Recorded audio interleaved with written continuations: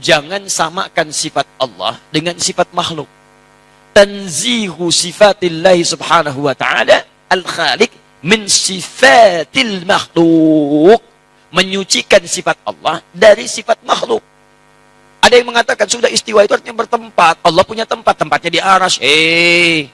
Yang punya tempat itu makhluk. Allah tidak dibatasi dengan tempat. Kalau Allah punya batas tempat, artinya Allah sama sifatnya dengan makhluk. Ya, artinya mujassam itu menempat. Kalau sudah punya tempat, berarti menempat sama dengan makhluk. Gak boleh. Kalau Allah kemudian butuh tempat, berarti punya kebutuhan. Sedangkan Allah maha luas, laisa kamitslihi syai'. Allah menempat, berarti butuh tempat. Ketika Allah tidak ada di tempat itu, di mana Allah? Jelas ya? Nah, itu ada masalah dalam akidah. Makanya kalau antum ingin memahami ini, kalau ingin tetap memaksakan tempat, ditakwilkan. Takwilkan.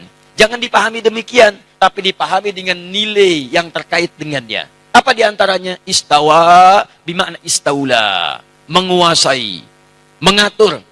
Aras jangan diartikan dengan bertempat di situ. Ada begitu tidak? Artikan dengan di aras, itulah Allah mengatur. Menguasai. Menguasai aras, menguasai alam dan sebagainya. Takwil yang batil. Allah berfirman, Ar-Rahmanu 'alal 'arsy istawa. Allah beristiwa di atas arsy. Apa kata mereka?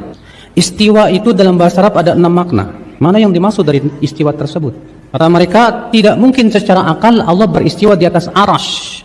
Sebab kalau Allah beristiwa di atas arsy berarti Allah butuh tempat. Mustahil. Lihat, mereka tolak dengan apa? Akal. Akhirnya apa? Maka ayat ini harus ditakwil. Yang dimaksud istiwa di sini artinya menguasai. Maka kita Ahlussunnah membantah. Apa bantahnya? Betul, istiwa itu ada 6 makna. Kalau istiwa doang, istawa, yastawi itu ada 6 makna. Tapi kalau istawa setelahnya ala, maknanya hanya 1, yaitu ala wartafa, tinggi. Sedangkan dalam ayat ini istawanya dengan ala.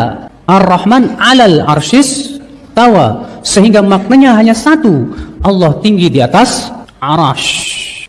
Cuma masalahnya Pak, mereka menolak keyakinan ini hanya karena akal.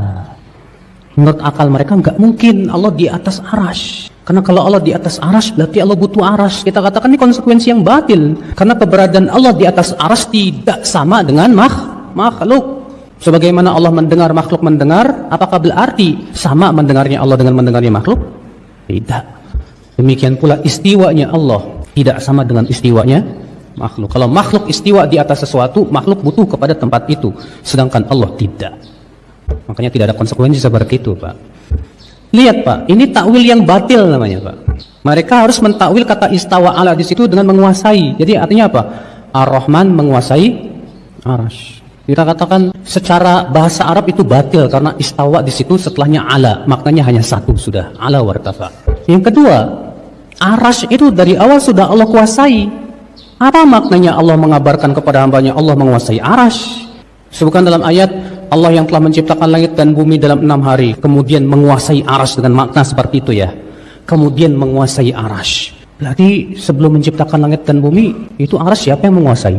Sehingga harus dikatakan kemudian setelah menciptakan langit dan bumi menguasai arasy. Kalau Allah sudah menguasai sebelum menciptakan langit dan bumi tidak perlu kita sebutkan lagi. Sudah ma'ruf ya akal Islam. Bukan seperti itu gaya bahasa Al-Quran, akhi.